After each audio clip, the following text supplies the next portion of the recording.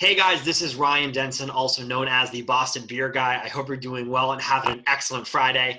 I want to welcome you on to this episode of Frosty Boi Fridays, where we'll shotgun a Bud Light and then rate a craft beer. Frosty Boy. Just like always, this episode is brought to you by Proof Somerville over on 10 Main Street. I want to welcome on a very special guest, Matt Smith, who is the owner of Wandering Soul Brewing. Matt, thanks for coming on the show. Glad to be here. Thank you very much for having me. Awesome. Now, before we jump into everything, can you just kind of give me a run through as to what you do at Wandering Soul and a little bit about what Wandering Soul is?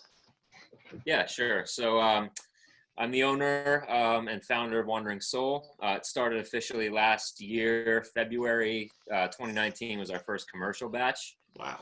But the whole, journey that this has taken goes back years prior to that. But yeah, I'm the sole employee. Accounting, marketing, sales, production, all the recipes are mine. I do the label design, most of the label design.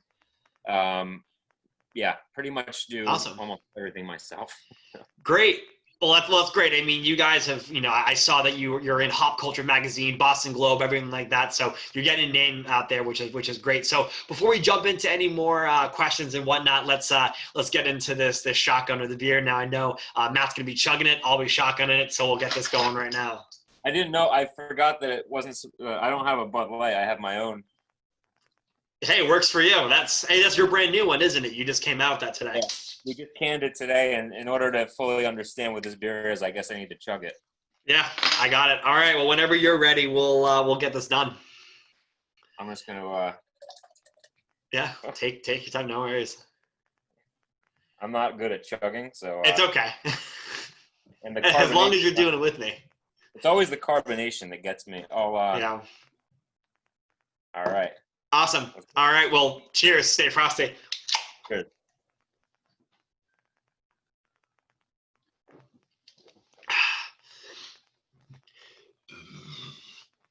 Oh boy,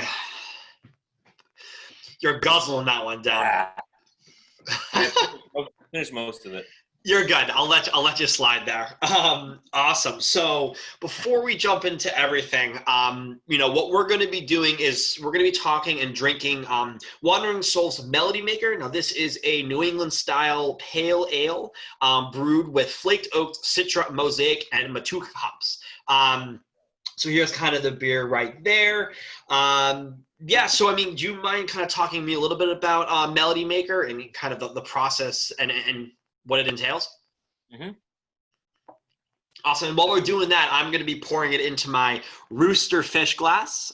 This is upstate New York. Great people. But yeah, do you mind talking a little bit about Melody Maker? Yeah, I'll pour one myself in a second as well, which I have right here. So, yeah, basically, Melody Maker is my flagship beer. It's the first one I put out. Just gonna do some of this, get rid of the other stuff. First one I put out into the market February of last year. It's I originally called it a New England Session IPA because it's 4.9%. Mm-hmm. But it's really a New England IPA. It's got the haze, it's got the hops, it's Citra, Mosaic hops, and some Matuka hops, okay, which are from New Zealand. And it's there's a lot of flaked oats in the beer, so it's kind of helps with the mouthfeel and the body of the beer. But it was really important to me to come out with something that was a little bit under 5% ABV, because those are the beers I like to drink. And I worked on this recipe for years before we did anything with it. And it, without getting too personal, the backstory to the name Melody Maker, our first daughter was named Melody, and she passed away. So, I'm so sorry. No, thank you. And the way it happened was not, like a normal way. She was stillborn. So, Okay. My wife was full term, and we lost her. And then from that point on, we went through all these other things that I never even knew people go through. After that whole experience, I wanted to have a legacy for her. So the beer is called Melody Maker. It's dedicated to her. I donate profits to a charity called Resolve New England. It's all right on the can. I'm very transparent about what I'm doing, but I knew that the beer needed to be as good as it could be. And I've now brewed it at two different commercial breweries. Yeah. Because I don't have my own tap room or brewery right now. So that's what I was going to ask you, because I mean, and as my viewers know, I had Small Change on, and actually Small Change is how Matt and I got connected. And so Small Change doesn't have their own tap room anyway. So where do you brew? Right now I'm brewing at Bentwater in Lynn, and very good friends with good friends. You still? You hear me? Yeah, you're cutting in and out. We're having a little technical difficulties, it seems. You're good. Okay. Yeah, basically, I'm good friends with Anthony at Bentwater. And so, yeah, that's where we're making the beers now. And last year I was brewing at Castle Island Brewing in Norwood. Okay.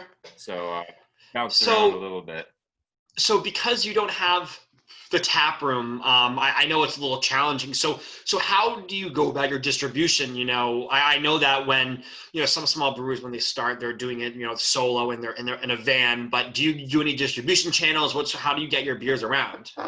Well, last year I was doing everything myself in a van, in a old beat up Mazda minivan and my Honda Accord. And now Bentwater has their own distributing company. So they actually distribute the beers for me.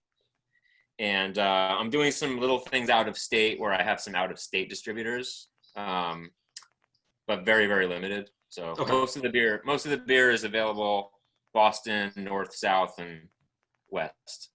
Okay. I mean, so we kind of talked a little bit about Melody Maker and, you know, the behind it. So how did you get into creating Wandering Soul? I mean, you know, kind of from point A to point B, you know, how did you get into this industry? Well, I was working at a job I wasn't a huge fan of a long time ago. This was in like 2010, 10 years ago. Then I got to know the people at Clown Shoes Beer. By going to a liquor store in Lexington called Berman's, which ironically now you can find Wandering Soul at that store. Yeah, and that's where I met the guys from Clown Shoes. You know, I started to do some stuff part-time, and then they hired me full-time. And then that's where I really learned pretty much every part of like running a beer business, including the production. I was the director of operations there. And, you know, I worked briefly with Berkshire Brewing and doing some sales related things. So I've been, you know, all sides of within the industry, accounting, marketing, sales, production, distribution. You've done everything. Logistics, you know, writing the checks, paying the bills, which I'm definitely doing now. Money in, money out, you know, trying to live off of it. This is my full-time. This is all I do for a living now. So yeah. So I mean, what do you think are some of the perks of running a brewery just like Wandering Soul? That's small, it's new. You know, what are some of the challenges you face, but what are some of the positive gains on it? I mean, in terms of the positive gains, it's definitely the most meaningful thing I've ever done in my life. You know, I think that with my motivations for starting this weren't really to make money. I started it, you know, for personal reasons and financed the whole first batch of my savings account. And it was originally only going to be one batch of Melody Maker last year. I didn't know that the stores would sell out. I didn't know that people would really care as much as they have. It's a great beer. I mean, we'll get into the review, but it's a delicious beer. Thank you. I appreciate it. Yeah, I worked on the recipe. I went through like at least 20 different versions of this. On a homebrew system, and you know, I'm in the shed now here, where the recipes all kind of formed. You know, because any of the beers I put out start as a homebrew batch, and then they get tweaked. You know, if it's good, it progresses to the next level. If it's bad, it gets dumped. Because I'd much rather dump 5 gallons rather than thousands. I 'Cause listen. we're doing, I've pumped and dumped my fair share of bad batches, if I don't say so myself. yeah. Yeah, so yeah, everything started really small. It still is really small. I'm a Mhm. a drop in the bucket compared to what a lot of people are doing, and that's totally cool with me. I mean, I'm just honored to still do this. So like Yeah, in terms of the perks, I just can't believe I'm still doing this. I love There's it. so many cool people I've met. Just the response the beer has gotten, but also the people I hear from that have gone through different things in their lives, and they feel like they can reach out to me. Um, it's a very personal thing. And in terms of the challenges, you had mentioned that there have been many, but the benefits outweigh Yeah. the drawbacks on this one. I mean, I've thrown out my back. I've wondered how I'm going to survive off this. I've shattered the back window of my van. I was like all bloody. Kegs going flying down the stairs. I mean, just random There's so things. much. Yeah. No one, thankfully, no one was seriously injured. Um, but there's just all these random things that come up, like with any business, like in life in general, you never really know what tomorrow is going to bring. Yeah. Um, and yeah, I'm just psyched to be doing it still. I love it. I mean, I love the entrepreneurship behind it. I mean, I feel like I'm the same way. Me and my roommates are looking to start our own little thing in terms of our own house and start to brewing again because I'm big into brewing as well. But I mean, obviously, you have a few beers coming out with Wandering Soul. But if you're not drinking Wandering Soul, what's one of your favorite sort of Massachusetts breweries that you'd want to collaborate with, as well as drink? Well, some of my favorites right now happen to be friends of mine. Um, my friend Neil at Gilded Skull. Okay. I helped him start up. He's brand new. My buddy Ray at Rockport Brewing. He's brand new. I helped him get up and running with some of the licensing stuff. Wow. My friends at Remnant Brewing in Somerville. I love Um, those guys. yeah, they're great. And we got something in the works coming up. Oh, little collaboration maybe? Yeah, it's taking shape now. Yep. I love it. Uh, I love it.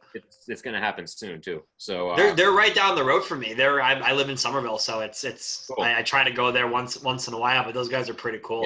Yeah, The facility's great. they're one of my favorites. But I've always liked Jack's Abbey. I'm a huge fan of their. I really like lagers. And to do this new one today, this Vienna lager called Past Life. Yeah, I saw that today. Yeah, it was cool to do because I love brewing lagers. Like, it's just they're very challenging on a large scale. So I have a massive amount of respect for Jack's Abbey that they can do what they're doing on that scale, but they're not Budweiser. I love Treehouse and Trillium and those guys too. All those guys, yeah. Yeah, I mean, there's some great. We're pretty spoiled here in Massachusetts. We really are. I mean, we're the home of the. I mean, you get New England IPAs. I mean, there are so many different things, and I absolutely love. I mean, I'm with you on the same boat. I mean, some of my favorite breweries are in the area. The Trillium, the Tree Houses, I love Mighty Squirrel. There's so many good places Mighty Squirrel, around. yeah. Mighty Squirrel. Friends with them too, yeah. Yeah, they're actually coming on the show. Hopefully, I think the week after this one comes out too. I'm friends with some of the sales guys there, and I've gotten connected with a few people. So, Cool. So I mean, kind of talking a little bit more about this beer. I mean, it's an incredible story, seriously, about kind of how this came into fruition and what you're doing with it. Obviously, I know you're going to be a little skeptical here, but do you want to? We got to rate this between 1 and 10. We always do. You want to start off as you're our guest? You want me to rate Melody Maker? 1 through 10, yeah. Everyone does. Okay. No, it's a great question because that's causing me to reflect a bit here. Yeah, I mean, honestly, like as an unbiased person, reflect on the work. I'm really glad you asked me that because I've seen this recipe change over the years. And now it's at a point where it's pretty dialed into where I want it to be. I'd say that Melody Maker is probably an 8.75. It's the kind of beer I like to drink. I feel like we got the hops right where they should be. It's hard to do a beer under 5% and get a lot of flavor and have it not taste thin. There are some tweaks that we constantly make. When I say we, it's me and the guys at Bentwater. Yeah. Last year it was Castle Island. So that part of it is really a collective effort. You know, I do lean on the expertise of, for example, Adam, the head brewer at Bentwater. Yeah. And the guys at Castle Island, when I was there, I kind of get feedback from them, you know, in terms of making the beer as good as it can be. That would be my rating. I mean, I No, know it's I not think it's great. I'm not going to say it's a perfect 10, you know. So I mean, that's really good. I mean, I feel like in the rating, again, I've had a bunch of brewers on the show. You know, I've had Aeronaut on, you know, I've had Small Change, I've had, you know, Mighty Squirrel, I've had a lot of other people. And I feel like it really gets people to put it in perspective and really self-reflect on their own stuff. This is one, honestly, out of all the beers that I've done, I really love this beer. It's something that I feel like you can always pick up, and it's never going to be something that you're like. Sometimes there's some beers you drink and you're like, it's not my favorite. This is delicious. So I'm actually going to do this, and this is the first ever one on this show. This is a 9.1 for me. I think this is a great beer. I think this is something that, first of all, it's not always about the beer, it's about the story. I mean, you know, it's such an incredible story as to how this beer came. And I think that and all the proceeds going to, instead of going to yourself, it goes to, you know, a non-for-profit, a charity organization. It's just wonderful, seriously. And I commend you for everything that you're doing right now. And I really think this beer deserves this 9.1 rating because it is delicious. The hops are just so beautifully put in there, and the aromas, and it's not too malty. It's such a great New England pale ale. So seriously, this has been great. Thank you. That means a lot. Yeah. Oh, here's there. It's been years of getting this recipe right. And Yeah. I knew like it would have broken my heart if we put this beer out and it wasn't good, but it was attached to this very personal story. Yeah.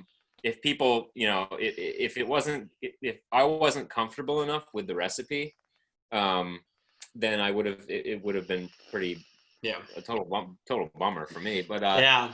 I think that it tastes better than the homebrew batches. I mean, the first batch of this beer that anyone ever tasted, I actually invited people, you know, just friends in the industry and stuff, and I use this canning, it's behind us here.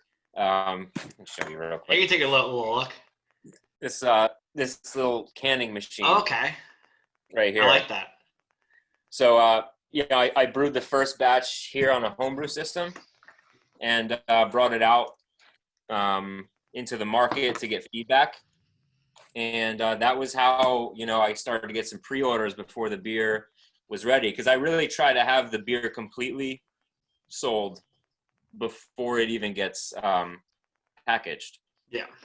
So the first batch was totally pre-sold, you know, and it went to some of my favorite places, like my favorite stores and bars. I've been building a network for like 10 years of places I like and people I like. This beer, it only really goes to places where I know the owner or I trust them, or, you know, like just the right kinds of places, you know. Yeah. So, you know, you can't get it everywhere, but it has definitely, I've definitely expanded the the network of places that have it. So. Well, that's great. And I mean, again, Matt, thank you so much, seriously, for coming on and talking about your story and, you know, Melody Maker, and just kind of how you've grown this from an idea into what it is today. And I really look forward to having you come on again. And yeah, again, thank you so much for joining the show. Thank you. That was great. I appreciate it. Awesome. Appreciate it. All right. Cheers. All right.